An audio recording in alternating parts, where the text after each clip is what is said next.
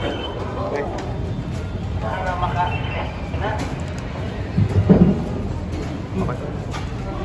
Jason, ano masasabi mo sa pinakita ng team sa game ngayon despite the decision ng ano? Oo nga yun lang naman yung kaya namin gawin na even na down kami ng I think 13 points na third quarter, pero lumaban pa rin sila kasi yun lang yung reminder ni coach basta bigyan lang natin chance natin na yung sarili natin na manalo this game, which is buti nangyari ng fourth quarter kasi kala ko hindi na kami makakapag-run buti ng fourth quarter nakapag-run. So pero kinabahan ako kay Polly, grabe ang layo ng binitawan ng 4 points and then talagang range niya talaga yun so yun. Jason, parang naririnig ka namin kasi na parang nagko-coach ka rin, giving advice na stay ready sa mga kila Koy, ano lang yeah, actually na-miss ko yung ganitong vibe. Actually ang tagal kong di nakakapunta sa game kasi nag-focus ako sa rehab at saka sa more on strengthening ko.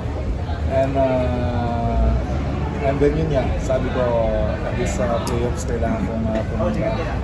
Hindi nyo man natatanong kasi yun yan, almost morning and evening yung workout ko kasi para mapabilis yung recovery ko at saka may mga ginagawa akong mga training or workout para yung balik ko yung dati ko strength, lalo na yung so this game parang na-feel ko na yung excitement at saka yung ng game parang kaya excited ako bumalik ulit.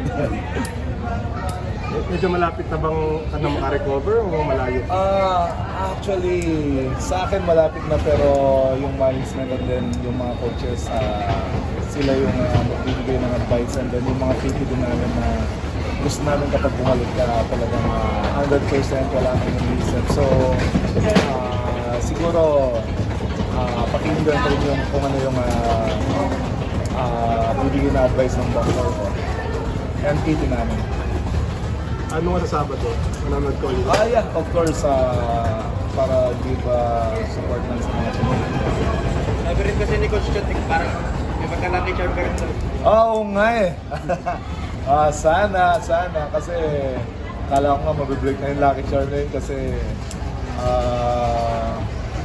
kala ko matatalo ngayon, buti na lang nanalo.